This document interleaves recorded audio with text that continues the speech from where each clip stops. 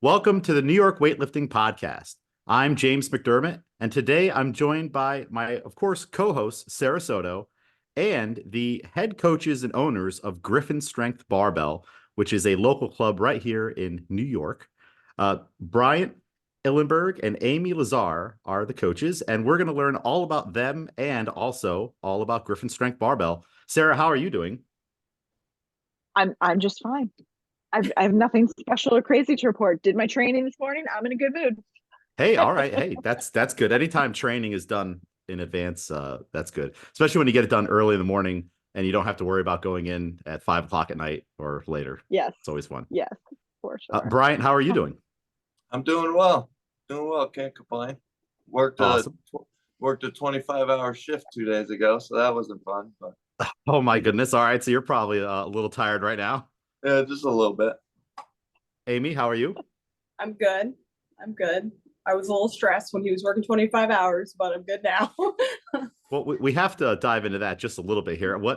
Brian, what do you do for your, I guess, second full-time job? Because we know weightlifting is just a given for a full-time job. What is it that you do that kept you away for 25 hours? I'm a corrections officer, Okay. so I work Awesome. for the state. So you have to walk around the prison and keep everybody in line. Yes, yes. Basically, babysit.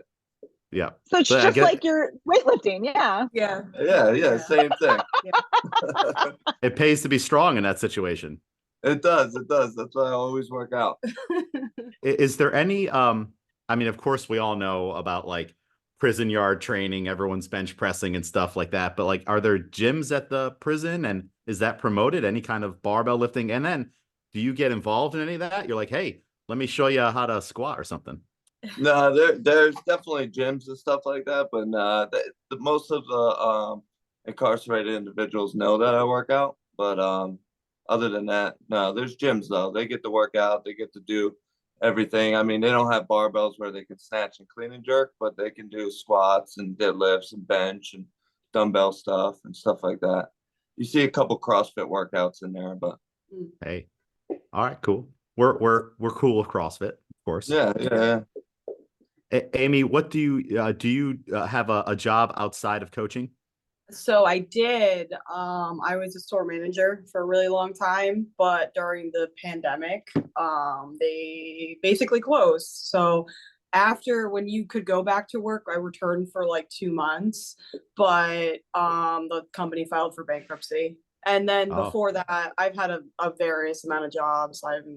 I've been a hairdresser. I worked in the food industry. I've worked in the medical industry. So, but always with people. So I'm kind of familiar with just always being that person. So that definitely has to translate well to coaching, being a people person and knowing how to deal with different yeah. situations, especially since you have such a varied, work experience. You've probably seen it all and dealt with it Oh, all, I imagine. yeah. And I think that's why also that's like number one with coaching is you're going to have all different types of people, all different ages, and you have to be able to communicate and connect with people no matter what. So Definitely. Would you say that for both of you, given your past lines of work or current line of work, that it's given you a lot of patience for coaching? Because sometimes athletes can stress you out a little bit, but you guys always seem very even keel. Never stressed out, just very very level headed. Agreed. yeah. I definitely think so. I think also coaching so many youth athletes has helped us now be very patient. Because you're going to get all different levels of energy there too. So, but Yeah, I also coached varsity football and baseball and stuff like that. So I was kind of used to it coming into weightlifting. So, I mean, it's a little more like technical one-on-one with weightlifting than like football. But yeah, I was pretty much used to it because I coached about the same age group with varsity and modified and stuff like that. Very, very cool. So you got a nice background going into all of this. Let's before we keep talking about like the club and athletes, let's dive deeper into both of your origin stories. Like how did you get involved with weightlifting and maybe a little bit of a background on your history as an athlete. And then what made you start to get into coaching? We can start with Bryant. So I played as an athlete. I played sports my whole life, mainly baseball until about high school. And then when I got into high school, I did wrestling and football. I then went to college for football. Played football in college for 2 years. After I left college, just got into the workforce, started working, and I started coaching for the local schools, like modified, so junior high and high school. And then after that, I had a friend that I was working with who was a CrossFitter, and he was like, dude, you'd be amazing in CrossFit. And I was like, let me finish coaching, and then I'll see, because that takes up all my time. So then I got into CrossFit, and I was pretty much hooked. I was doing it every day, like I guess like the normal CrossFit story, doing it every day, and just Drank the got really, Kool-Aid. yeah, drank the Kool-Aid, got really into it. Like there was a competitors class where the guy used to lock the door and not let anyone in, and I used to bang at the door to get let in. Like I wanted to be the best, and I did that. And then I think what happened with how I transitioned to weightlifting was I was reading an article actually by Spencer Arnold. And at that time, I think I forgot what club his name was at that time, but I think he might have been working for Outlaw or something like that. And he was basically saying, like, if you want to be a better CrossFitter, you got to get stronger. So then I was like, oh, got to get stronger. So I started doing his weightlifting stuff. And then from there, it was like, I'll do it in the off season. And then the off season came bigger and bigger and bigger. And then I just fully went into weightlifting. I was coached by Travis Mash before he got like really big. Wow, I didn't know that. Wow. Yeah, yeah. So I was Shout coached out to by the him. MASH Mafia. Yeah, yeah. Before he got really big, right when he started coaching John North. And then I got from there, I went and just coached myself for a little bit. And then I hooked up with a few not so well named coaches, Tom Bennett. And then everyone knows this guy, Brian Seacrest from Vero Beach. Awesome guy. Yeah, in Florida. And then one other guy. And then that's pretty much it for my weightlifting career. Now I'm just doing it on my own, just following what the team follows. I remember way back you stopped by Albany CrossFit. Yep. And I think it That was when I during was in that. academy. Yeah. Yep, during that time. Oh yeah, I wonder if you went to the same academy that Frank did, possibly, because he came out here and did the academy for a court officer for a Oh, while. okay. Probably a different spot, but because they have like their own location for corrections. So it was probably a little different spot, but yeah, most of them are in Albany. State Troopers is up there too, somewhere. So Very cool. It's a small world. I remember you came in, you were squatting a lot, and I asked you what you were training for, and you said I believe the American Open finals. yeah, because I missed nationals because of the academy that year. That was the first year I made nationals, and then I was going to go to the American Open finals. Yeah, and that's back when we used to have an 8:30 p.m. class. Yeah. So it was late, and I was like, "Who's coming in this late?" It's like, oh, okay, it's Brian. Yeah. I used to have to sneak out of the academy actually. Nice. To go work out. Yeah, and they used to think I was crazy too when they ended up finding out. They're like, "We're doing PT all day, and then you're gonna go work out." I was like, "Yeah, Dedication. Yeah, you got to get that training in. I'm glad we were able to be your underground, training location. Yeah. I know Yeah. Frank used to do the same thing.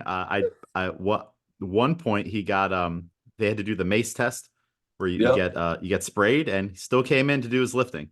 So Awesome. Awesome. Amiee, how about you? How did you get started with weightlifting? Oh, because of this guy right here. Of course. Yeah, so I would go to like Planet Fitness, like Globo Gym at that point. We were dating for a while at that point, but he got into CrossFit. Being he got into CrossFit, it was either I joined CrossFit and spend time with him in CrossFit, or I probably wouldn't see him for 3 hours. And then, you work during the day, so we weren't going to spend much time together. So I reluctantly tried it, and it was okay. I wouldn't say it was my favorite thing, but anytime I had to do anything with a barbell, I absolutely fell in love with it. Like, so when he started getting more into weightlifting after he would WOD, I started to lift with him, and he would show me some things, and we were kind of like learning together too. You know, it was so far back that we would watch a lot of videos together, and you know, he would help me with my technique, but I was always just naturally drawn to it. I like to dance too, so I think of the barbell as just like an extension of my body. I'm just dancing with the barbell. And I just fell in love with it. And so basically I kind of stopped CrossFitting and I would just do weightlifting. I was his first athlete technically. And you know, just as the team grew, word of mouth, I just started helping him and learning, and anything he would read, I would read. Any seminar he would take, I would take. And that's pretty much how it grew. Yeah. Very cool. I remember I first met you, speaking of seminars, at a John North seminar, I believe at Coliseum Strength and Conditioning. Yeah. So yeah, that was a fun event. We love him. Yeah, he's awesome. He's a nice guy. So, Sara, do you have any early memories of Bryant and Amiee from back in the day? Ooh, I mean, obviously I'm from not like up further state, not upstate, up further state. But so I mean, I didn't really start to meet you guys until I don't know, probably been like 4 years now. I don't know. But I mean, I would see you two around specifically. So and I mean, I've just gotten to know you more, and I think you guys are awesome. So did you do the Kendrick Ferris seminar at that one gym that you go at CrossFit East River? Yeah, East River. I did the Kendrick Ferris seminar. Yeah, because I've seen small world. Yeah, I've seen you post them a few times. I was like, I was wondering if she was there. Yeah, that was like 20, so probably like 2017, 2016, 2016, probably. Yeah, that makes more sense. Yeah. That's very really cool. Funny. Yeah, you never knew who you're going to meet at these events. Just even in passing, you find out 10 years later, oh, we both shared a warm-up platform. You just never know. Yeah. Sure. I mean, we just found that out recently. Like James was posting all the Albany CrossFit Barbell Club's like 10-year photos, and it was like, I'm like, oh my gosh, we were at the same meet in Warwick together, and like we didn't know each other at that point. I mean, that was 2018, right? So it was like, but that's crazy. All world. It's one of the beautiful things about weightlifting. Sara, do you want to take us off on the next step here? Sure. So how, I mean, we got a little bit of a taste there, but how did Gryphon start? Like Amiee, you were the first athlete, but then how did it go from there? Yeah, so our next athlete actually was Claire. I think you know who she is. So she approached me one time, and she was like, "Oh, I see you're weightlifting. Like, where are you? Who's your coach?" Like, and I was like, "It's Bryant, obviously." And she was like, "Do you think that he would maybe help me?" And I'm like, "Sure. Like, you know, we're, you know, just starting out, but let's, you know, give it a go." And then she was our first, and then it trickled down from there. Eventually, you know, we went to a lot of CrossFit gyms in this area. There's a lot of CrossFit gyms in this area. And over time, you know, it would start out great, but you know, you're a weightlifter. And when you're a weightlifter in a CrossFitter's world and you kind of have your own thing going on, eventually, you know, sometimes people want you to leave. And, you know, it's fine. Like we love everybody, and not every situation was a situation where they would ask us to leave, but you know, sometimes people just can't handle like being in the same room with other people, and it's okay, you know, that's life. But our team grew remotely, so over time, word of mouth, and you know, us posting videos, we would just get more athletes, and eventually we were doing a barbell club at a CrossFit gym, and we wanted our own thing. So we were like, let's, you know, make a name, we'll get an LWC, we'll do all that. I got a notebook and I went through every state, every barbell club there was. I went on Google just to make sure there was no one I could find with like any of these names. And I had a notebook of like 3 pages long, and I would cross them off the list. And eventually I'm really into Greek mythology. So I had a lot of Greek mythology on there, and I found Gryphon Strength like barbell. That's what I was thinking. And then for those who don't know, a Gryphon is an eagle and a lion, and in Greek mythology, he is the king of all creatures. So in the animal kingdom, the lion is king of all beasts, eagles are the, you know, king of all birds. They're the strongest. So combines both, so it's the strongest, and that's why I was like, this one's great. And at the time I couldn't find anybody there. Nobody had had anything registered, so I was like, here we go. And then it just kind of, again, it just grew, and we started out remotely for a really long time. We had a very big remote team, and we still do. And because of that, like, we wanted to make it the best kind of remote team you could have. So we do analysis, you send your videos in, you constant contact, they have our phone numbers, and, you know, eventually we opened our spot. You want to add to that? That's pretty much it. I mean, well, where is your spot? It's in Chester, New York. So you've been to the Coliseum, so it's about 15 minutes, a little more north than there. Okay, cool. Well, what's the address? Let people know. 69 Brookside Ave, Chester, New York, Suite 200.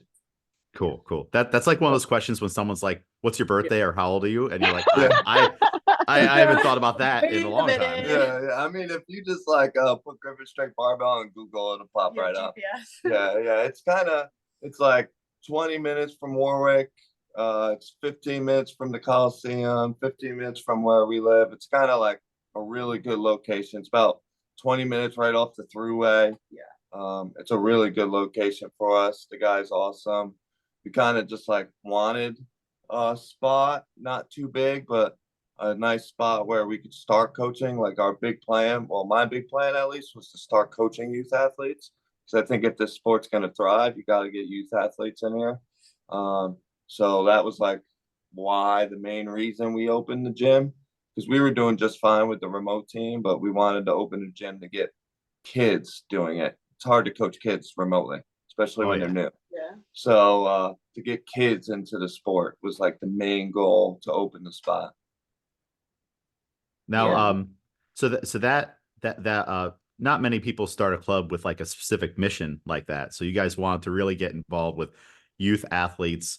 How is it training at the same time youth athletes and adults either in the same session? Do they all follow the same programming? Like, how does that work? Because I know for the kids classes I've taught, like, it would not work out to have adults too. Like, you need all the attention on them because they get a little crazy. So how does all that work? So when we first started the youth team, it was small, obviously, and we started it during COVID. We thought, like, we had a couple parents hit us up before COVID, but then COVID happened, and then when we came back from COVID, we were like, kids don't have after school activities. Now's the time to like get these kids in here. So we got a few kids in there, and we were training them at the same time. And how our adults get personalized programming. All adult gets their own programming, or I guess anyone after 16 gets their own programming is how we do it. And then the kids follow all one program in the class. And then as the team grew, we were like, we can't coach the kids and the adults at the same time. The kids, I always like to say, coaching one kid is like coaching 4 adults. So we just basically shut it down during the kids' class, which is 4:45 to 5:45, 3 days a week. And we just coach the kids during that time. And they all follow the same programming until they are 16. And then after 16, we advance them into more personalized. They'll get a key card. They'll come in on their own. And it's all personalized after that. But until 16, they have to stay in the kids' class, and they all follow the same programming. Well, how did you develop that system? Was that something that you picked up, or you guys sat down and you're like, I think this is the best way we could run it? So, like I said, Vero Beach was my coach, Brian Seacrest, and he has probably the best youth kids in the nation. So I talked to him, and he was like, programming wise, I talked to him, and he's like, they got to snatch as much as possible, this and that. So we developed the programming through that. And then how we just developed like our system of 16, we felt like 16 was a good number where they could start advancing. We could start pushing them a little more. And then just before 16, we felt like that's a good time just to make it as fun as possible. Just see if we can get them consistent, showing up 3 days a week for an hour. And then that's kind of like, we just came up with that on our own. like our goal with the kids is like not to run them into the ground and just try to make them like the best youth and then they just disappear as a senior. It's more like, let's just get them involved and then get them into their senior years where that's the time where they want to push real hard and start, you know, being somebody in the sport, I guess you could say. I love seeing on your social media, which by the way, follow Gryphon Strength Barbell on Instagram. When you guys are doing things like it's someone's birthday and they get put up on a box and everyone celebrates them and sings happy birthday, or there's like a million videos of all the training and the personal records, so they're all like little stars already. And then like also like on the outside looking in, I'm like, oh, everyone's so well behaved, because you see all of that. So I just love the videos. Yeah, we got the birthday thing from Vero Beach also. And then like I guess the well-behaved part is like, I always say, we want to build good weightlifters, but I want to build good humans. And that goes whether you're just an adult on my team as well. We're a community. We are all friendly with each other, but everyone's different. And especially with kids, sometimes they're in school and they don't like mix with certain other kids, cliquey. And the great thing about our team is like it's a lot of different ages from 6 to like 15 in the class.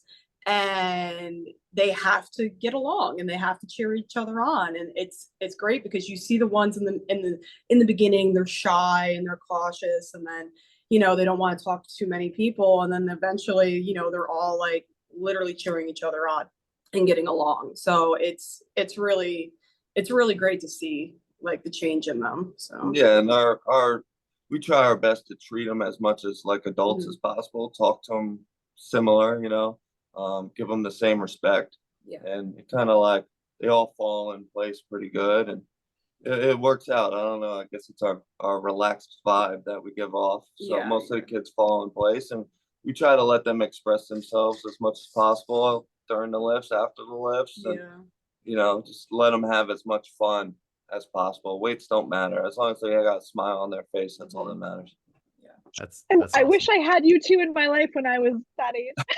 Oh my God, I know. I wish I had me, because when I was their age, oh man, I had so many feelings.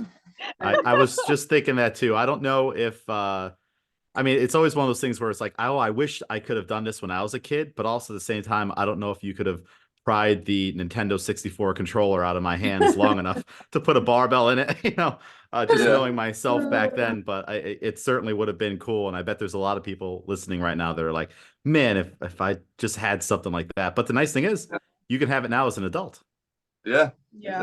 Exactly. And I think what helps us too is we have, we go by the model, like for every one kid is 4 adults. So we have 2 coaches in the class for 12, 13 kids or something like that in our class. So they don't really go unseen. Like there's not a lift that we probably don't see when it comes to the kids. And there's not I guess like an action that they do that we don't see. So if it's bad or good, we kind of like address it right there. So I think that's why they're pretty well behaved and structured when it comes to the kids class, because we get a lot of work done in that hour. I mean, I could probably show you guys eventually some of our programming. So they're EMOMing. I guess you probably seen it at the last meet, how quick they go up to lift. Oh, that's how quick we do it in the class. So that's awesome. Well, definitely would like to talk about programming. Quick aside question. What are there rules like, hey, you can't lift unless coach's eyes are on you? Like what kind of structure is it like with that? So when it's both of us here, we pretty much just the first group goes, and then it's usually 2 or 3 to the platform, then the next group goes. It's not necessarily eyes. If one of us has to be here alone, then that's when we do. Yeah. You can't lift until coach is watching. Yeah. So usually I have to end up doing a lot more of the classes because of like his job. So I've done a lot more alone myself, and I'll just have like 2 platforms go at once, because the way that we stand, we split up the gym. So he can look at a few platforms and I can look at a few platforms. So that way I'll have 2 go at the same time, and then it's easier that way. But we make it work. I mean, you know, and a lot of the kids want you to watch them anyway, so they'll wait till you look at them and stuff. So Awesome. Sara, we've already discussed the why behind, youth training and whatnot. What's our next piece coming up? So I'm sure you've been very supportive. I always see, like, when you guys post videos, I see like a lot of like parents there sitting there watching, which is awesome because like they clearly like are involved. But what are some of the biggest misconceptions that you have like dealt with in terms of like, oh, like kids shouldn't be weightlifting at this age? Like what are your feelings on that? I know some of this, but please share. And educate the masses. Yes. there's a lot. Yeah, I guess like the biggest one is like the ones that we always hear is like it's gonna stunt your growth, it's gonna make you short. Things like that, growth plates, like you're gonna damage the growth plates. Well, hold on, I'm already short. So what happened? Like, I think you have to play basketball to get taller. Oh, darn it. All right. That's why. Yeah. I did bowling. That was my athletic pursuit. But yeah, I think that's probably the biggest. I think everyone gets that when it comes to like the kids, and we kind of just like we get almost every parent asks us that when they come in, and we kind of just tell them like, the same thing. Like basketball players aren't tall because they play basketball. Like, these kids, if you're gonna sign them up, like I played football, and I always say this: like you're gonna sign a kid up to get into a car crash without getting their bodies ready to be in that car crash. Right? Like kids hitting all day is going to be worse for you than just lifting a barbell. It's going to be worse for you. So like if you're going to sign your kid up for football, why not sign them up for something that's going to prepare them for football or for basketball or for baseball? So we kind of like put it in that way of like, this is going to get them better at their sport, hoping that eventually this is their sport. So that's probably like the biggest misconception. It's just the growth plates. It's going to make them short. It's going to stunt their growth. Or they're going to hurt their knees and things like that. I mean, we had to stop the comments on our YouTube when we post to kids because like the comments were just like brutal sometimes. So all those armchair coaches, right? Or not even. Yeah. Exactly. Yeah, and not even weightlifter people. Yeah. Yeah, exactly. And I love to argue for my people, but I can't argue with everybody. So I just had to stop. I had to stop the comments. So, but that's probably like the biggest thing. It's just that. So we've actually done well with it. Like we don't get too many. We probably had maybe one parent stop their kid one time just for that reason because they went to a doctor and the doctor said that. He ended up coming back, but then, it's hard because some kids who do this at a certain age, they can commit to it, and other kids just get into that. I can't commit to anything and I want to just have fun. So, so it's an easy excuse for them too. But I would say that's probably the biggest misconception is just that. And so another thing is like, so our class is 3 days a week. We have it that way so that it's still enjoyable for them to come in and, not feel forced. But 3 days a week, you're going to be better than somebody who comes in 1 to 2 days a week. So a lot of that is just knowing the more consistency you have in this sport, the better you're going to be. And sometimes I think people looking in and parents looking in, they're like, oh, well, why is this kid doing better than this kid? Or this kid never misses a day. So that's like another thing to think about. That's probably another misconception is like people go to the gym once a week just to stay fit. And like a sport like this is so technical that you need to show up a little more than just once a day to know. So like just probably like breaking that on the parents' end of like they need to come to class. It's probably the other misconception is like, oh, they can just come 1 day a week and they'll be fine. That just doesn't work. So by the time they get to be seniors or juniors, they've already got so much time under their belt, and then you watch them, you're like, wow, that person looks great out there. And everyone's oohing and eyeing about the technique. And it's like, well, yeah, they've been lifting for 8 years already, so it's like they've got so much time under their belt.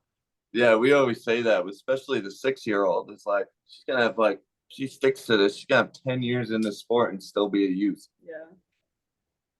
That's amazing. And related to that then, so with the kids and thinking about like how, that you have them your team programming that has accommodations for 3 days a week, do you like work around like school sports seasons and stuff? Do you take that into account, or are you just aiming for like youth nationals every year? Like how does that work?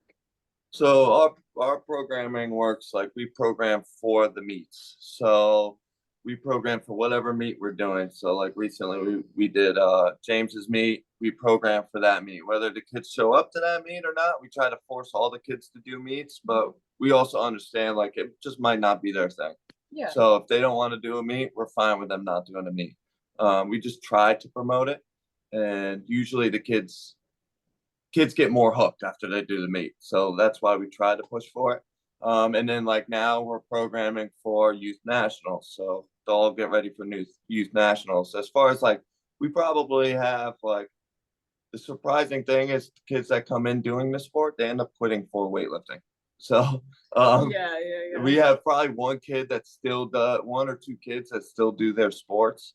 And we just tell them, like, if you got to go to your sport, just during that time, go to your sport and just miss class if that's what you got to do. You know, if the sport's more important for you.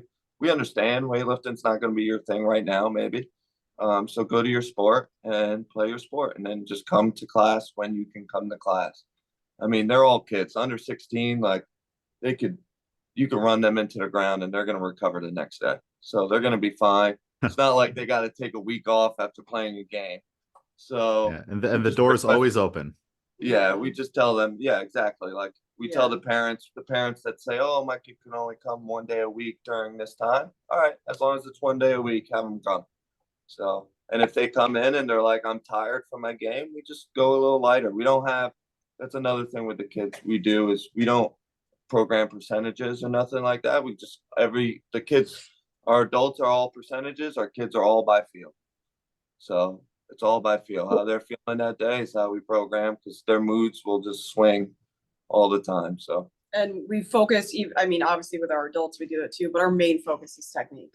So a big thing for kids is like making sure they can keep their back tight. If they can't keep their back tight, you're not putting anything on the bar. And unfortunately, like, I think that's sometimes not focused enough on, like, with anyone. So for sure. It was great to see the crew at the regional last month, and it's always I love seeing all the kids, because like I see them at that meet and several other meets around the year, and also the state championships, and there's always a giant improvement, you know, on like the technique and the strength. It's like and you can see when it was someone's first lift or first meet, and they're a little nervous and they go out there, you know, but then like you see them literally a year later at the next state championships, and they're just a rock star. They're going out there, you know, they just own the platform, you know. So I just love seeing that. Yeah, we love your meet. We've been to it 2 years now, and it runs smooth, and all the kids love it. And I like how it's separated from the platform, so it gives kind of the kids a nationals type feel, I guess you could say. So we like to do that.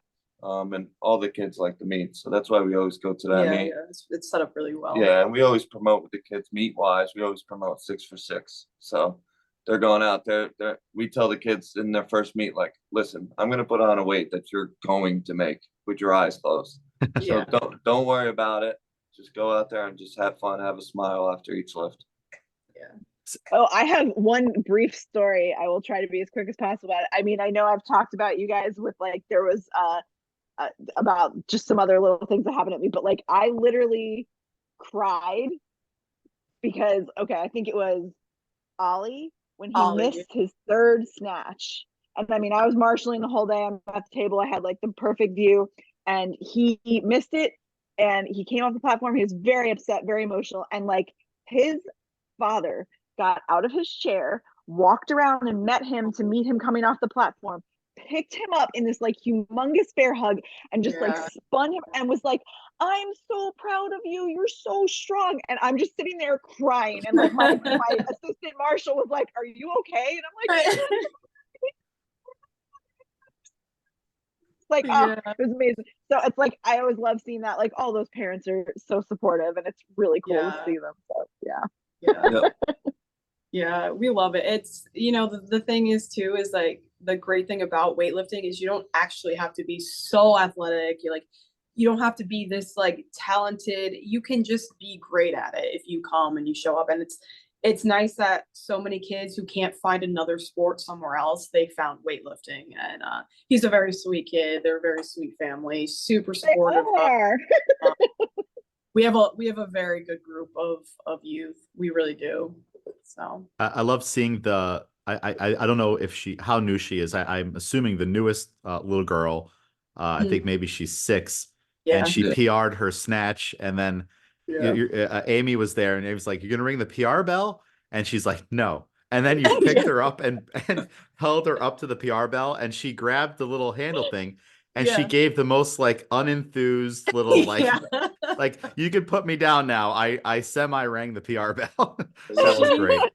She is one of a kind. We say all the time that like, because we're unsure if we're going to have children and stuff, but she's someone that we met. We're like, wow, she's actually really cute. And she has a little brother who's just as cute as she is. But yeah, she gets sassy sometimes. And like, she wanted to ring it the whole time. The minute I was like, all right, now do it. She was like, no, I don't want to. I'm over it.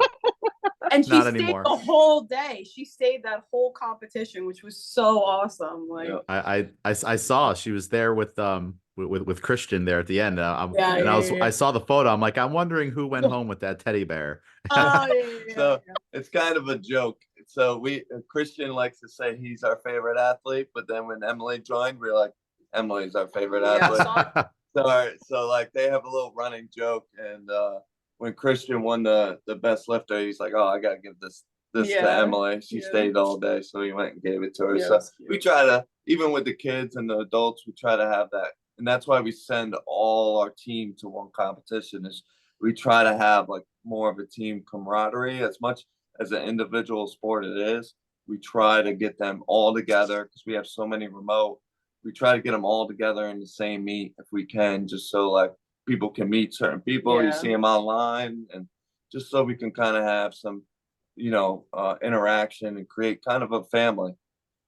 Along the lines of, Ollie missing his last lift, how do you guys deal with the kids when they do, like, especially in competition, don't perform the way that they wanted to, miss lifts? How do you guys talk to them about that? And do you talk about it in advance, let them know?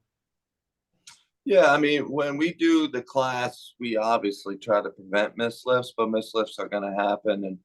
And kids can definitely be emotional because they don't understand how to experience failure. And some of it too is like we are so involved, the kids almost don't want to like feel like they're letting us down. So we kind of just tell them like, listen, like I miss lifts all the time. Like come here on a big Friday and you're going to see a lot of missed lifts.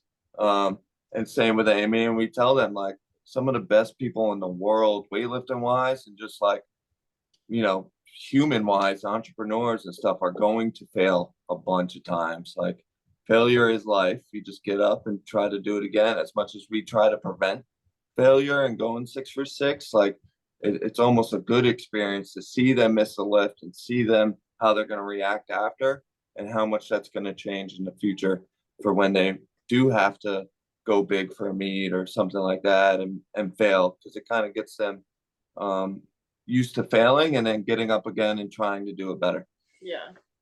That's outstanding. I mean, you guys are building strong human beings for the future. They'll be strong in weightlifting, but out in life, they're going to come up with a lot more challenges than just the barbell. And this helps. It's been known for a very long time. Just strength training and training in the gym prepares you for everything else. Yeah, that's what I tell them. I'm like, weightlifting is hard, but life is harder. So it's gonna definitely help you overall mentally and physically, and just seeing where their confidence gets. I think the hardest thing for them is knowing how to channel their aggression, because they don't understand that like channeling aggression and maybe a little bit of like, anger can help a lift. But they get it. They get there eventually, as they age, they see that they can channel that and all that energy, and it helps. And in a competition, it really helps them because their adrenaline starts going. So we had so many lifters compete at your competition that never power any of their lifts in class. And then they were hitting power cleans, power snatches. And we're like, what is going on? Like, you made this look heavy last Friday or whatever the deal is. So it's funny how that happens, you know? Yeah. How do you guys get these youth athletes started? You know, like everybody has their own method. It's day one. I'm 8. I come into Gryphon Strength. I'm meeting with Bryant and Amiee. Little Jimmy's there. So it's like, you gotta get me started. Like, what's the process? So how we do it is, because this is how we kind of started CrossFit, and I guess, you know, when we eventually left CrossFit gyms, we seen it going away, and we felt like it should never go away. Was we started what's called an on-ramp. So they come right in, and with the youth kids, we give a free on-ramp class, free on-ramp sessions. All youth get a free on-ramp session as long as they sign up for the youth class. So they come in and they do 5 sessions. It's 1 hour each session, scheduled however your schedule allows it. Our schedule allows it. And it's pretty much 2-on-1 because we're both there. And they come in and we go over each lift. So session 1 will be bracing techniques, and then the squat, the back squat. And day 2 will be bracing techniques again, and then the front squat. And then day 3 will be the snatch, which tends to be the longer day. We kind of just want to get the snatch in and get them to do the harder thing first. And then day 4 or session 4 will be the clean. And then session 5 will end with the jerk. And we'll kind of go over some of the stuff from the previous sessions on that day. And that's pretty much how they do it. And then once we get all those sessions in, they can join the class. And pretty much when they join the class, they are doing the PVC pipe or a barbell almost for a few weeks, probably. And that's probably the time where we might see somebody leave. We never really do, but that might be the most frustrating time because some of the kids want to add weight. But we pretty much tell them, like, we're developing you right now, and then you're going to add weight, you're going to take off, and you're going to forget about this time. So that's pretty much how it's hard to see the other kids doing things, and you're like, I want to get those green plates on my bar, you know. Yeah. We all know adults that do that. You know, so.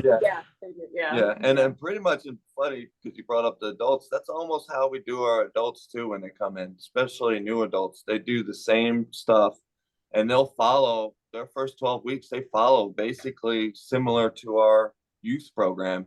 It's all by feel. They're obviously not going to be in the youth class, but it's all by feel and technique and how their technique looks. So we pretty much do our adults the same way when they come in new off the street as we do our youth kids.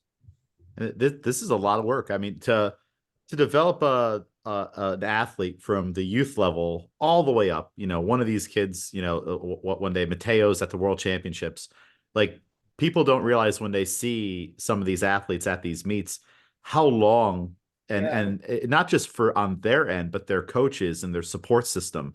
Like you said it before, the little girl Emily, she's 6 now, and she'll still be a youth in 10 years when she's 16, and then going on to individual programming. Like, you're there for that 10 years, going to all the meets, all the sessions, all the everything, dealing with all the ups and downs. Like, if you want to develop a champion, like, it's everybody all involved, you know? Yeah, that's what's good about the 2-coach atmosphere, and especially with having Amiee, is the ups and downs part. Like, I'm probably, like, I know my weaknesses. I'm probably not the best person to talk to when you're having a down, and I'm a very glass full kind of guy, and I really don't deal with, like, you know, that emotional side too well. He doesn't do well with tears. Yeah, with tears and stuff like that. So even in life, I'm more like I get angry and I'm gonna make it happen. I don't cry about it. So oh my God, I just had an image of Kindergarten Cop when Arnold first meets the kids and they're crying and stuff like that, and he's carrying the one kid who's wet his pants, and then he's just going crazy and everything. Oh, you guys could totally recreate that. Bryant over to Amiee here. Yeah, right. It's almost similar because, like, you know, with the kids and even adults, they get emotional, and it's sometimes it's just like I call Amiee over, I look at her, I'm like, Yeah, it's like giving me the look. yeah. But like, I guess as a coach, you got to know your weaknesses, and that's one of mine. Like, You've actually gotten a lot better. for sure, that's one of my Gotten a lot better, weaknesses, yeah. and some athletes, and that's why we each coach certain athletes, because some athletes, like, you know, some athletes, they don't get emotional, and they're just like me, and those ones I deal with probably more, and you know, some of the other athletes that maybe get a little more emotional, she might deal with more. But I know my weakness, and that's definitely one of them.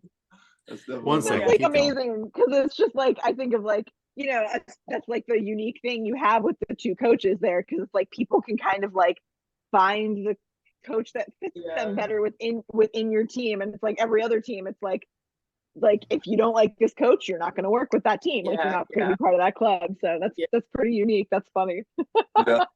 I think that's what also like it's hard too because some teams have like a lot of different coaches, but they may not coach the same way. And so yeah, we're generally saying the same thing. I may explain it to you in a different way than he will, but yeah, I've definitely had a lot of tears shed on my shoulder, and you know, and it's okay. Like, you know, everyone's gonna cry a little bit sometimes. I have a bad snatch day, and then you know, I might even want to go to the bathroom for a minute. So I just try to when they're so young, I just try to tell them because we definitely have a few criers, and it's like just because it feels hard and it's uncomfortable doesn't mean that you did bad. Like, just try to take the pressure off, you know, like we're not upset. You don't need to be upset. So, man, I mean, it's really the same with adults though. I mean, like I can think of my club. It's like we definitely have the very emotional people who do need to like be away from the group and like go to the bathroom and stuff for a while. I mean, like I guess that doesn't change when you get older.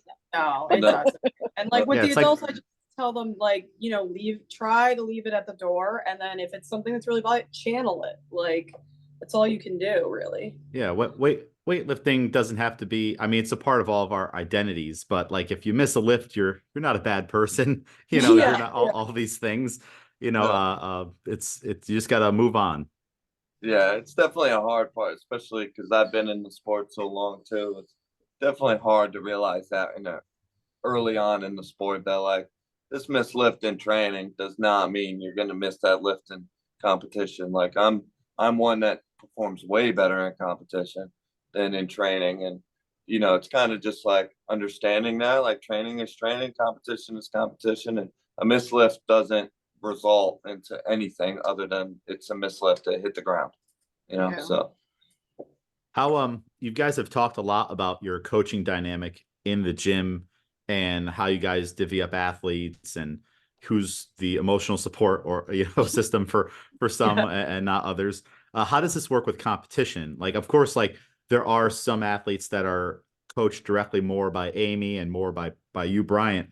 But then when you're there at the meet, you're both supporting one another. So like, how does the role change, and how do you guys plan that out? So it's kind of very similar. Like I would say I'm more experienced on the counting end of the lift. So I'll do more of the counting for the athletes and the backroom stuff for the athletes. And she'll do more of like the pre going out to the platform for a lot of the athletes. Yeah, it really depends. It really just depends, really. Like I might have her count for a few lifters that maybe I have to spend my time with some other lifters. But it really just depends. It depends on how big the sessions are. Like at your meet, we had, I think, 9 youth, pretty much all in a row in your sessions. Yeah. So she's pretty much stayed out there and did all the pre-platform stuff. And then I did all the counting and the backroom stuff. So it pretty much depends on how it goes. Like if I got time to walk out there for a pre-lift, like Christian or Brian at the end of your meet, they were the only 2 going, so I was able to walk out there and do more of the pre-platform stuff with Amiee. Yeah. But pretty much like we try to be similar in that sense of the competition wise. So whether you're getting me in the back room or you're getting her before the platform, it's almost the same. So it's still one team. Yeah, it's still one team. So that's pretty much how we deal with it. Yeah.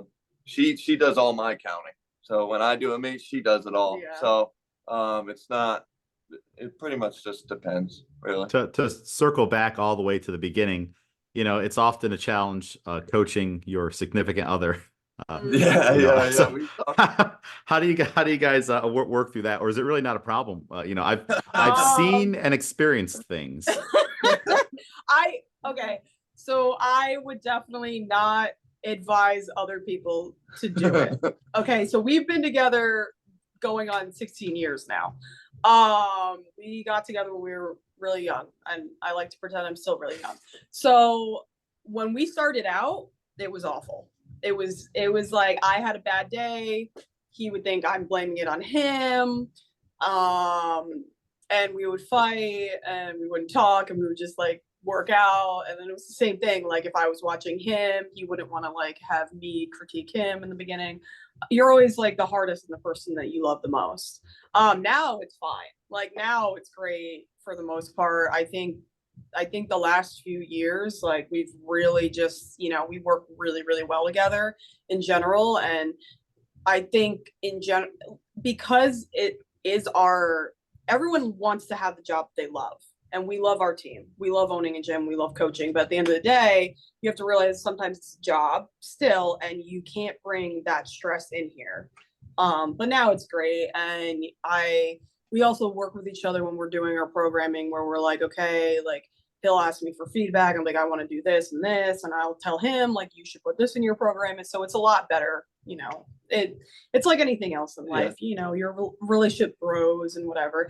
But it's funny because we've had a lot of people tell us, because we are in a relationship, we do coach together and we run this together. Even if it's like a joke, we've had a lot of people just tell us we're not going to make it.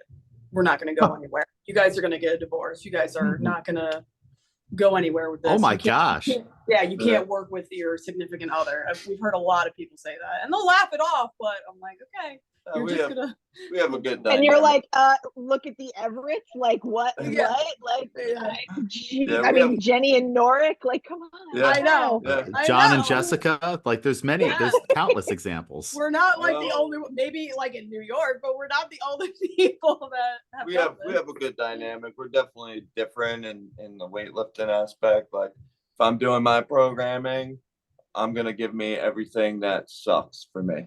Yeah. I'm gonna run my head into the ground, and maybe when she does hers, she's gonna give her. She likes to do the things she likes to do, so we kind of just balance it off of each other. And then especially in the gym, she's very technical, and I'm more like, I'm gonna run my head into a wall, and I'm gonna get this overhead. As much as technical I like to be, if it gets the bar up, that's how I'm gonna be. So like. We kind of have a good dynamic in that sense. So it works out. I mean, some days maybe we don't train next to each other, but but it pretty much works out. And we try to, when we're training, we try to coach each other, coach certain athletes. And, we try to, you know, stay from stepping on each other's toes. Yeah. Very cool. Sara, I jumped around just a little bit right here at the end of the notes. I can keep rolling with it.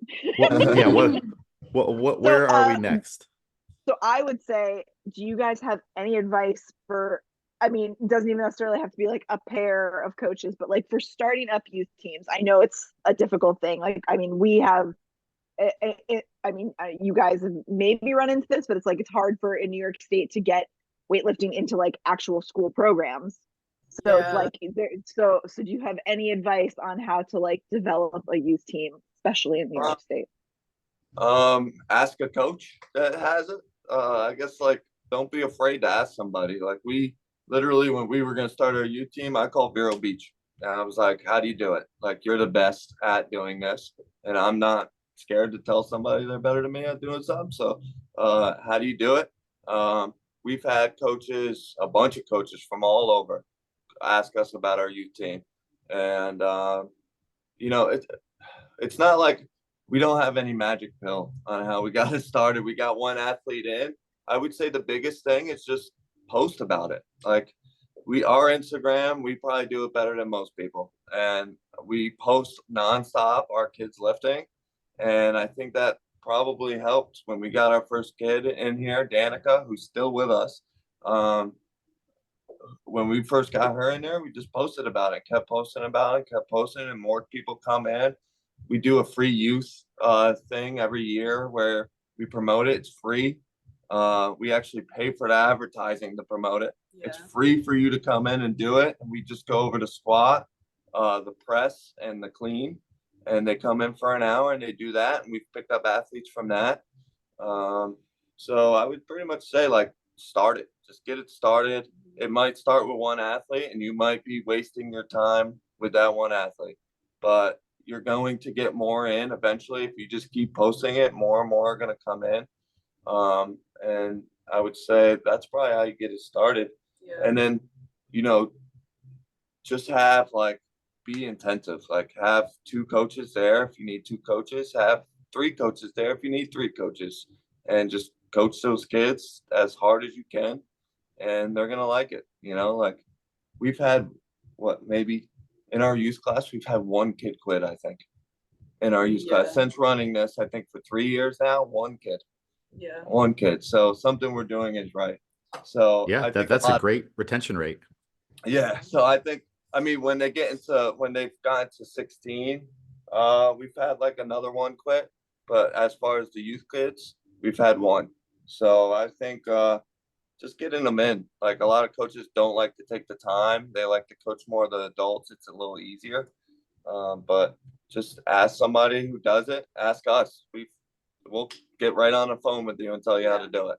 We'll even give you our programming and tell you how to do it. Yeah. I'd be concerned when they start to become teenagers on, all right, what's going on with this boyfriend and girlfriend here? When are they coming? When are they coming to training and whatnot? Yeah. I always say relationships destroy the best athletes. Yeah. So. I took my level 1 with Danny Camargo. I like went down to Tampa and he was like doing one. And I mean, this is a long time ago, but it was like he had Maddie and she was like just coming up at that point. And it was just so funny because he actually was like, yeah, I'm getting nervous about when the boys are going to start coming. Yeah. I think, like, it's just like trying to develop an athlete into understanding that they're going to miss things in life. If they want to take a sport seriously, if you want to take your job seriously, you're going to miss certain things in life. And it's just like trying to foster that in the most gentle way as possible. It's probably the hardest thing. Because I said, they start having feelings and they start doing all that stuff. So you may have like a 16-year-old like, gets a boyfriend and doesn't want to come in, but I have another 16-year-old that comes all the time. So it just really depends on the kid. And I think it also depends on parenting and just their goals in life. But my main thing is, because like you said, technique, take your time, don't rush it. Take your time and teach the kids how to be technical, or your adults. Like, so many teams I see, like, it's just about, oh, that was, you got that overhead, let's add 2-3 more kilos, but maybe just stop there, take that PR and wait, because that's how people can get hurt. And I was gonna say safety first. Like, it's always safety. And you're gonna rely on that technique once it gets heavy. Like, I think a big thing that we do is we foster success. So like they hit a PR, we'll pretty much stop. Like, that's it, you're good now, you're happy, you had a good day. And just repeating those good days, because we all know from training weightlifting, when you get more advanced, you're going to not have a lot of good days. So like the PRs take a end it on a high note. I would say, like, if you're going to start a youth team, start it, get out there, go to the schools, go to Vero Beach suggested local gymnastics places. We get a lot of dance kids, and we get a lot of kids from other parents just talking to other parents. We actually can't even take any more kids right now. So we get a lot of kids from that. Just get it started with 1 kid, and if it takes 3 months with 1 kid, it takes 3 months with 1 kid. Is there a wait list? We do right now. We pretty much don't.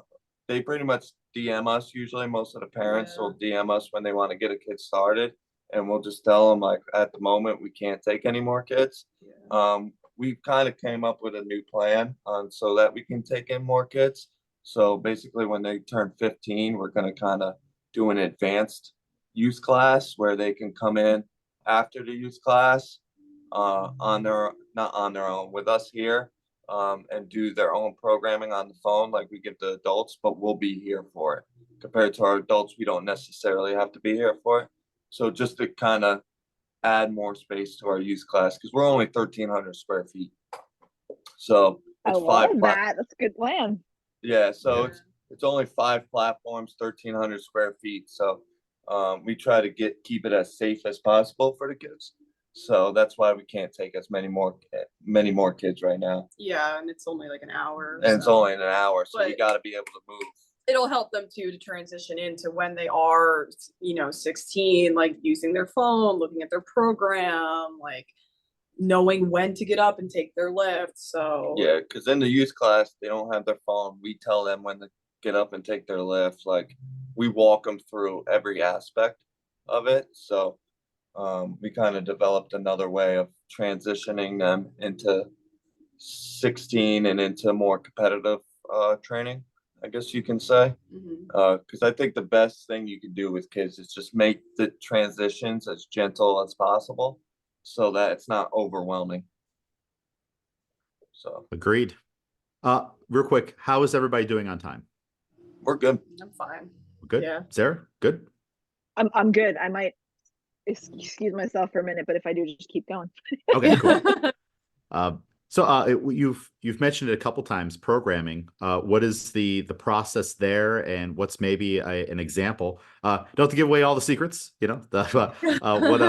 what's something just to, for the youth athletes that could get people's, ideas going in their head. I don't have any secrets. I guess I do all the programming. I do all the programming for the team, team wise. Like For the youth team, for the adults, I do all the programming. She might have people that she coaches, but we'll basically talk to each other about the programming for those people that she coaches. But other than that, I do most of the programming. For the youth kids, we don't have any kind of special sauce, I guess. You want them to at least snatch more than, because that's the hardest movement. That'll help further clean. Yep. So we have them snatch more. So we'll snatch day 1 and we'll snatch day 3. And then day 2 will be jerk and cleans. And then outside of that, we make them squat each of those days, usually each of those days. And then we might do an accessory lift or another technical lift inside there. So we pretty much get 4 to 5 exercises done in an hour. And then as far as like reps and stuff like that, I count all their stuff, all their reps. I'm a numbers guy. So I learned from Spencer Arnold. I count all their stuff. So when they transition into more competitive programming, I already know how many reps they've done for the last, 3, 2, 5, 6 years. So I know how to transition them. I've seen you post like a spreadsheet, I think, an Excel spreadsheet. Did you develop that yourself, or is that something you picked up? So I got it. I got probably a smaller one from Spencer.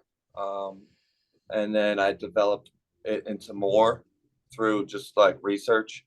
So yeah, something from Spencer, and then I just developed it into more. During COVID, I did a lot of like online courses with him and with just learning Excel spreadsheet, so that I could be more accurate with what I'm programming. So yeah, that's pretty much it. Like we don't program percentages with the kids. Everything's by feel. So we'll have a light, medium, heavy, and then light for the 4 weeks. So it'll go light, medium, heavy, light. And then every Friday's heavy, but that's relative to like that person. So if they come in and this 13-year-old didn't have breakfast and is moody that day, they go lighter. They go lighter. Like I'm a big person on like we're trying to develop them into senior weightlifters, not youth weightlifters.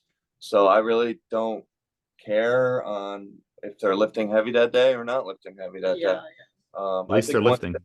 Yeah, at least they're lifting. One thing I heard one time, it was from Sean Waxman. I'm not gonna say the lifter he was talking about, but he basically was like, there's no point for youth kids to push hard for senior meets. It only matters for when they are a senior. So like if you're going to push a youth kid to do a youth meet, a senior meet, and all these meets and run them into the ground, it's not going to mean nothing if they don't make it to their senior years. So like I kind of just use that as like how we develop these kids. So youth doesn't mean much to me. Junior's not going to mean much to me. It's when they become seniors is where I really want to develop them into the Hampton Morrises or or Olivia Reeves or the Kate Nyes, like developing them into that. Or even if it's not them, if it's just like you're going to every single nationals and being competitive, just developing them into liking it when they're seniors. Yeah. Makes sense. Wise words. Make sure they're ready when they're seniors.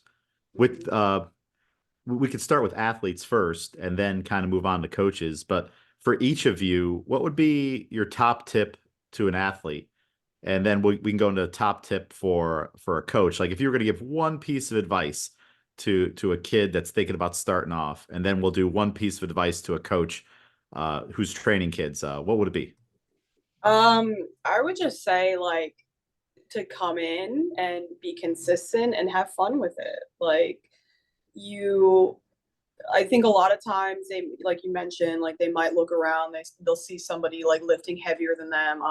We have a bunch of siblings in the class too, so they'll be like, "Oh, my brother's lifting this," or "My sister's lifting this." Like girls are always better starting out. Yeah, they are. They're more mobile, and sometimes they pay attention a little bit easier, so they are better. But those boy genes kick in eventually and stuff. So just have fun with it and just enjoy it. Like take your time and enjoy it. Don't put pressure on yourself. That's all. Yeah, I would say for athletes, I would say the same thing. Just number one thing you could do is just be consistent. I wasn't talented and I did pretty good in this sport. And I just showed up every day. Just showing up every day, even if it's a bad day, just showing up and doing something is better than doing nothing. So if you're getting into the sport, just be consistent because like I always say too, like this is different than other sports. I played college football, I played baseball, and like you can go into, football and you can be matched up to a kid that's slower. You can be matched up to a kid that's faster, and that could just depend your day. But when you walk into weightlifting, 70 kilos is always going to be 70 kilos. And like just keep showing up and keep attacking that. It's never going to change. You just keep adding weight. So just show up every single day to get better. And that's it. Listen to your coaches. Yeah. Always get a coach. Oh, that's another thing. Always have a coach. Don't. Great advice. Yeah, like male I mean, athletes. it's harder these days with social media and everything. It seems like it's harder. Yeah, like just always get a coach. Like when I started, you had to be remote. There wasn't coaches around here like that. Especially where we're from. We're one of like two in this area and probably one of a handful upstate. So like just get a coach. They can help you. They can walk you through it. As much as you may think you know everything, you don't. You don't know everything. So just get a coach, whoever it is. And I would say that's probably for an athlete, my tip. Yeah. And then for coaches, I would just say like we did. We just asked other coaches what to do. Like Just keep learning. I talked to all my coaches that I've been coached by. I mean, I'm still good friends with Chris Loflam from Blue Wave and Vero. We talk all the time. I got a heavyweight not too long ago, and I've never coached a heavyweight. And I went to Vero and I said, "You coach Medina, like, tell me how you do it." So don't be afraid to ask other coaches. Go to every seminar. Go, even if you don't think the guy's smart or whatever, go to it. You might pick something up. Yeah. Just be intense. I've never been to one seminar where I didn't walk away with at least one thing. I always say, like, it doesn't matter how much you paid, whether it's 200, I think I paid 500 for a seminar one time. Like, if you walk away with one thing and you can implement that one thing, it's worth it. So just learn and don't become a coach too quick. Like, have your athlete career and then start coaching. I would say I probably did it too quick, but and I've made mistakes and I've run athletes into the ground.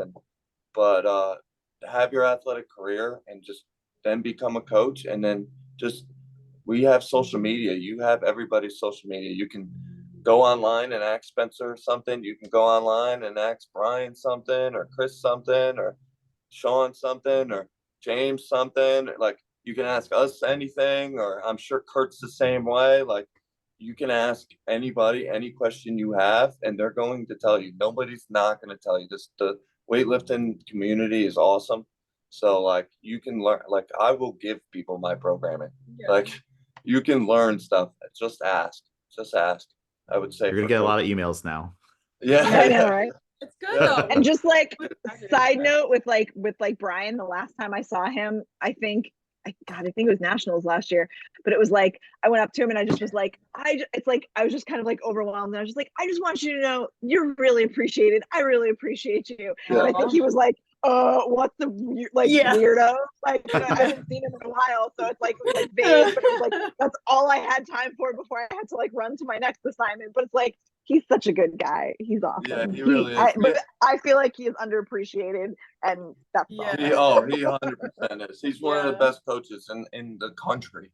And we had athletes that loved Maya Rhodes, and like he was like, one time I messaged him and he was like, dude, just come up to me with those athletes. Like I'll get her to meet them. And like he's amazing dude. And super nice.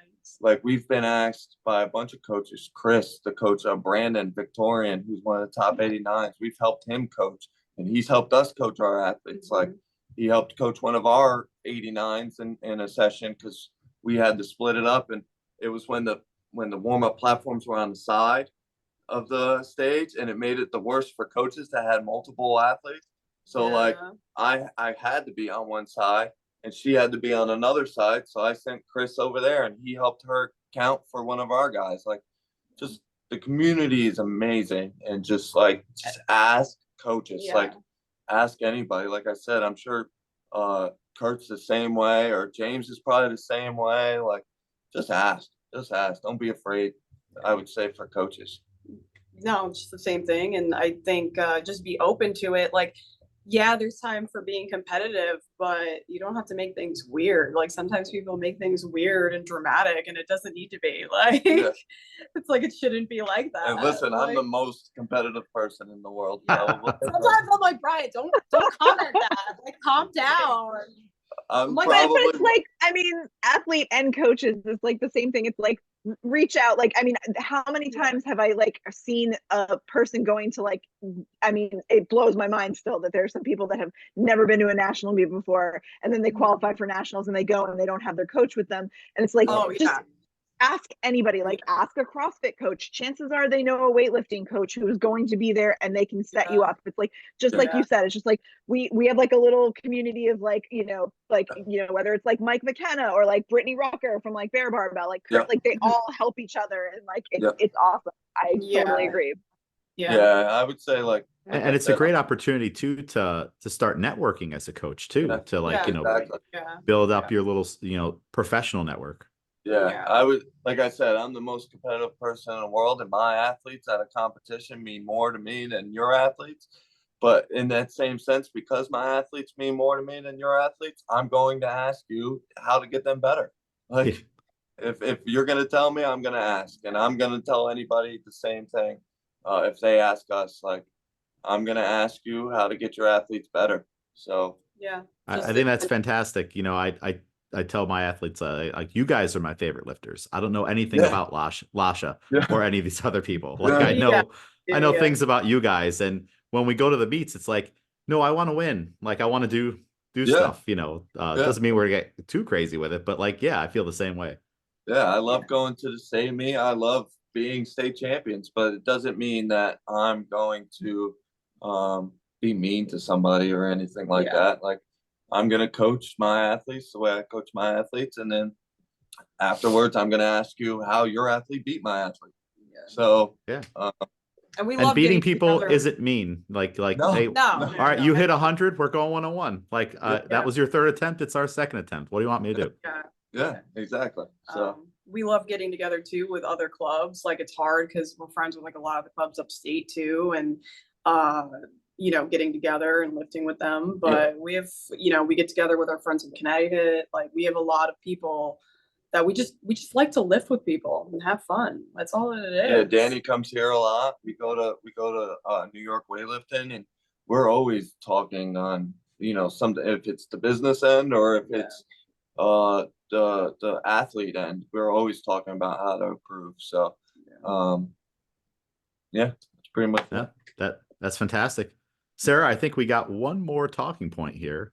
Where are we? I'm lost on my sheet. I mean, I think we're at, well, let's see. I mean, well, okay, so let's talk about like briefly like social media. We've talked about it a little bit, but do you guys run that yourselves? Just the two of you doing everything?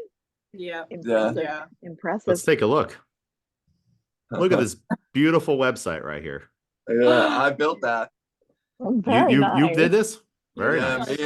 me and her did it. It takes a lot of time, but we built it. So It looks great. Oh, and here's the New York Academy crew. Yep. There's Oh, Danny right yeah. there.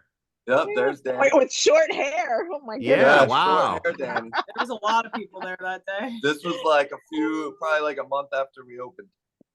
Wow. Yeah. Very cool. Yeah, Nice little Richard, party after you're yeah. open. Here's a Yeah. great photo of the gym.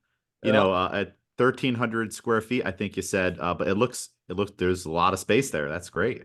Yeah, the platforms are 6x6, so we usually get about 3 on the platform. So Very We cool. had And then 5. you can got the gym hours right here at the bottom. You know, if anyone has some questions. Now, your gym, you guys do access, key card access too, right?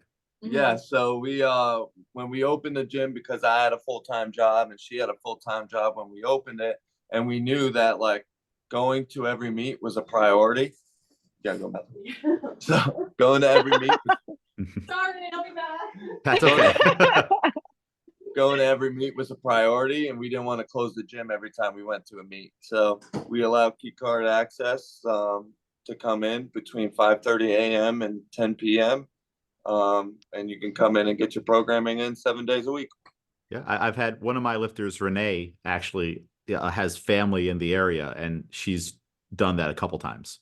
Yeah, we Renee came down here. Yep. So we allow key card access. Drop-ins for the most part we don't allow it, but Renee knew you, so I was like, yeah, here's a key card, you can come in. So Awesome.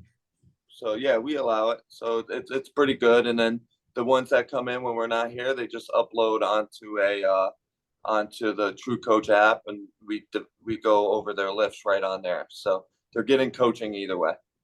Very cool. You click this Yep. Start Now button, Yeah. and that'll take you to, you know, the next page. You got remote programs, events, shop, get all your Gryphon gear right there, t-shirts, support Yep. the team. Nationals week is coming up, so I'm let's take a look at the shop here. Yeah, I don't know if we got our national shirt up there yet, Oh yeah, I don't know. but we will. Yeah. So There we go. Look at that. And I love the new youth logo Is it as well. yeah. Look at that. I bet they went crazy when you dropped that. Yeah, they Yeah. loved it. They loved it. So- Gryphon. And then we got, there we go. The Instagram page. So at Gryphon Strength Barbell, which that can link you back to the website. And this is where you can see all the amazing PRs. There's Viviana right there. That was the newest one. Yep, And also you've got instructional videos as well. And I love how you guys you document all the meets here. This is actually on my to-do list this summer to go back, because I'm always looking for things. So at some point, our Instagram page will be on the stories. It'll just be every meet that we've done for like a day, because I want to do this. I want to have them all saved here because I need to find them. At a certain point, you guys have 2,348 posts. So if you're like, what did we do at the meet last year? Scroll. Yeah. That's a pain that I've experienced many, many times. But yeah, definitely check this out. There's Ollie, right? Yep, there's Ollie right there. Fantastic technique. Yeah. And that was his first meet, right? Yep, that was his first meet. Him and his sister did that meet. Very cool. And not in addition to having the website and the Instagram page, you guys also have a YouTube channel that people should check out. And this is where you post the bigger videos, right? Yep, yeah. Most of our bigger videos are posted on there. We'll post some of the kids' PRs, but yep, most of our bigger videos is on there. You can see both Adirondack meets right there. Yep, there we go. Yeah. Is this And YouTube channel Muscle Driver and Cal Strength inspired, you know, putting up the whole team training sessions? Yep, I grew up during that time with weightlifting, so I believe like you can't post enough. Like if you're complaining that you don't have people in your gym, this is free advertising. So like post as much as possible. So we try to take as many videos as possible, because if we catch a good moment, we want to document it, post it, and let everyone see it. And like you said, you know, some of the kids end up becoming stars. Like when we took Emily to your meet, we had Avitas walking up to Emily like, "You're a star." Oh my gosh. Yeah, she had like a little like leopard print jacket on, and I was like, I feel like I'm looking at a celebrity. I know. We get a lot of messages about her. Everybody was an instant fan, for sure. She's amazing. She's probably the best 6-year-old in the world. I always say, like, she comes up, we'll let's say we're doing snatch balances, and she'd be like, "Can I show the kids the snatch balance?" I'm like, "Yeah." And I won't tell her a thing, and she'll come up and she'll do it right. She just remembers. Her memory is amazing. Like, we thought it would be harder with a 6-year-old, and she honestly is probably the best at paying attention. Yeah. Like, That's awesome. Yeah. Hey, none of us will be surprised when in 10, 15 years, whatever, she's out on the world stage or the Olympics and making Team USA. No one will be surprised. Yeah. No, for sure. Last big question for you guys. Most memorable moment so far. Like there's as coaches, we have so many special moments and things that happen, but if you can only pick one right now, and of course there's going to be many more years of moments to come, but what do you think? What stands out? I would say we probably have separate ones for each other. Yeah. I would say like probably mine. I probably have two. I have one, winning state championships the first time we won it when Danny ran the meet was probably really cool. And then, just winning it each year after that is really cool. And then no big deal. You guys kind of crush it every single year. You don't have to be so modest. We know that everyone is coming for the belt, and we know who's wearing the belt. To win, if you haven't realized. I love to win. I have a joke. It's wrong to say, but I always say, like, if you want to have fun, win. So yeah, you know, it'd be cool if we had for states an actual WWE title belt. I was thinking, and the thing is, if you're the winning team, you take it, but you got to bring it back the next year. That's part of the deal. You can keep the banner, but you got to bring the belt back. Exactly. I like it. Yeah, and you could do like almost like a Stanley Cup. Like you could do like the little the name for each year. I thought about like looking into where. And an engraver is cheap. Do it yourself. Yeah. Well, all right. I want to do this somehow because I think it's cool. I did a meet way back, my first meet I ever ran, and the prize for best lifter was a WWE belt that I got for Amazon. Cool. Yeah. What we have to talk about this. And then we're gonna come to Amiee for most memorable moment. But Sara and I are big WWE fans, and Sara probably knows what I'm about to ask. What would the Gryphon Strength Barbell entrance theme be when like we're playing the song? What's it gonna be? The lights go down. I got one. Oh, you I want me don't to know. say? I don't have it. Oh, yeah. No, I want you to say, Bryant. What would you say? I'm gonna go with the Stone Cold, the glass shatter. Nice. I mean, that's my favorite. I said that's on my phone when my phone rings. That's what you get. So yeah. Or I'm also a big fan of Undertaker when he was like the motorcycle biker? American Badass. The Kid Rock. Yeah, American Badass. There you go. I like that. I could also see like maybe like The Rock, like if you smell what Gryphon Strength Barbell's cooking. Yep. There you go. All right, if we do eventually someday do a belt, we got to get promos too. Like you got to cut a promo. That'd be awesome. I know you got to do a belt. I think I'm all about separating yourself from other people, and I think a belt would definitely separate ourselves from another state. Stuff, so. Yeah. This year, it's been announced the winning men's team and the winning women's team are taking home one of the competition barbells each. Yeah. So we ordered 2 brand new Pyros Rogue barbells, and if you're the first place men's team, you take home that bar. So been wanting to do that for a while. Frank Ford, helped push us along to get that going.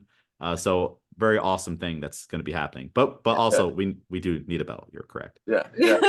I think that's really cool. And then I would say my second probably favorite moment was when Jeremy Randolph won our first national medal as a team. Yeah. He hit it on his last lift. We had planned a 300 total, and I said 300 total might squeak in for a belt. I mean, for a belt, for a medal, And it did. It got him second place, and that was probably one of my favorite moments. And there's a video on there somewhere. You can hear me going nuts in the background. Yeah. So that's awesome. Amiee, how about you? I would say the same, like him medaling, a few of our other ones who've medaled, but I was gonna say probably my most favorite was from states. So I have kind of 2 from states. So one was, we have an athlete named Ron, and we needed to win states for the men's team, and he took a 7 kilo. He didn't do good on the snatch. He only hit 115.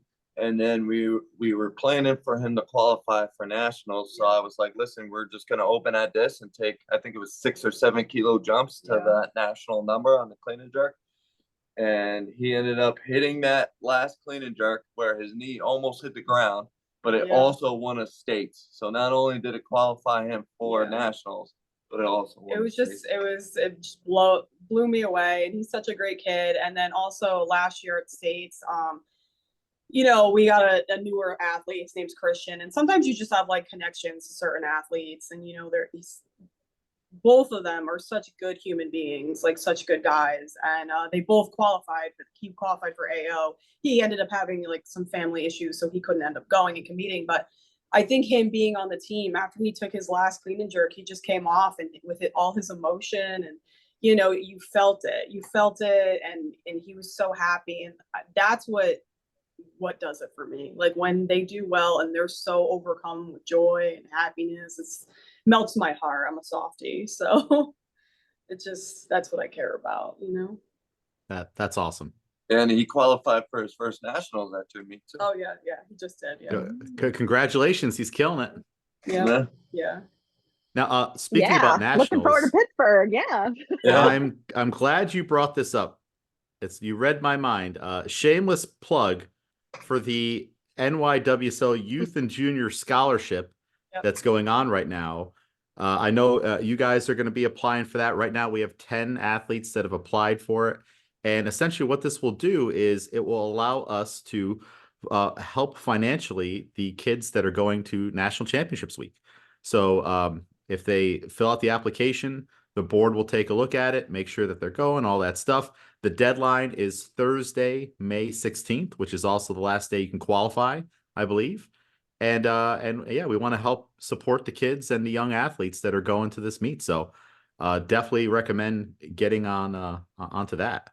Yeah, we actually do it for all our youth and junior athletes. So we go on there ourselves and apply once they make it, because it's a good program. It definitely helps, because with the kids and with us traveling, we have to, we charge a coach's fee to travel. So it kind of makes the expenses a little easier, and especially with it being Pittsburgh, makes it easier. So, yeah, definitely. Yeah. I'll be out there. Sarah will be out there. Yeah. We're all going to be out there. Vegas or something, just for the wallet anyway. Oh yeah, for sure. It was really nice too, because we drove to Wilmington this year. Yeah, so we'll drive to Pittsburgh. Yeah, it wasn't bad financially for that. I mean, we have it pretty lucky in New York, because it's like, when I was in Reno, I was sitting at a table and I was talking to my friend from Salt Lake City and then another friend from Portland, Oregon, and they were looking at the prices for flights to Pittsburgh. And for me, it was like super cheap, like from LaGuardia, and it's gonna be like an hour and a half. And they were like, from Salt Lake City, I think it was going to be 2 flights and $700, and then from Portland, it was like $900 round trip and 2 flights again. And I was like, that's why we didn't go to Reno. That's why we didn't go to Reno, because it was just understandable. Yeah, too much. yeah. But Yeah. but the funny thing is, for that Salt Lake person, it's really hard for New York to go to Salt Lake too, though. Right? Oh my God, I think that was our most expensive meet, right? Ever, yeah. Was ever. any meet in Yeah. Utah tends to be our most expensive I one, love Utah. traveling but, wise. Yeah. Mm. Yeah. I'll be know. driving to Pittsburgh. Yeah. Yeah, we're It's about driving. 9 hours, That's but I'm long. okay with it. Pop on a Yeah. Oh, podcast. 9. Oh, okay. Yeah, So we're 5. 5. Wow, that's a big difference from like not. Wow. I'm gonna have to Yeah. double check my GPS math. Maybe I wanna maybe, say- maybe I'm wrong. A lot. Wait. I want to say because we're like straight across. Straight. Yeah. We're like straight across, and you're up a little more, so you got to kind of have to come Yeah, down. I'll be driving through the entirety of Western New York and then angling And then down. going down. Yeah, because it is like, I don't think there's like a direct way from you to go down that way. Oh. Because I think the same with us going to like Auburn, we have to like drive up and then across Mm. Wow. or something Yeah, like that. That's what happens to me during the Arnold. You know, I'd have to drive across, and it takes me from Albany like about 5 hours to get out of the state going through Western, and then it's like just another 3 hours, and then I'm there. Yeah, we drove to the Arnold. We drove all the way through PA and then get to Ohio. That is my Yeah, it's a least lot. favorite drive across, So like boring. in this entire country, the state of Pennsylvania, from like Yes. east to west.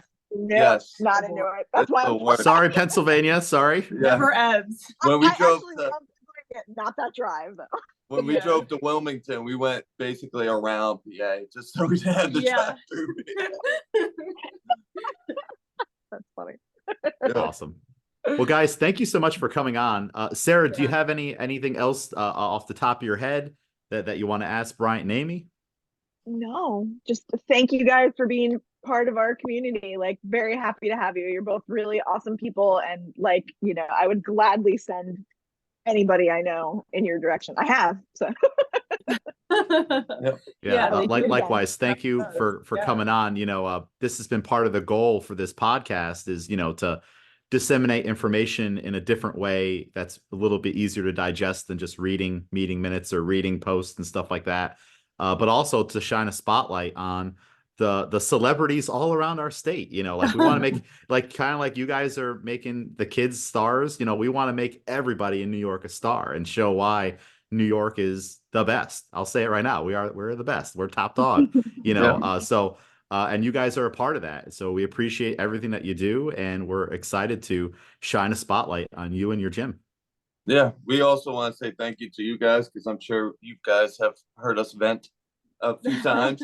So you guys do a great job with Yeah. New York weightlifting Yeah. and everything that happens and goes on, especially with it growing a lot quicker.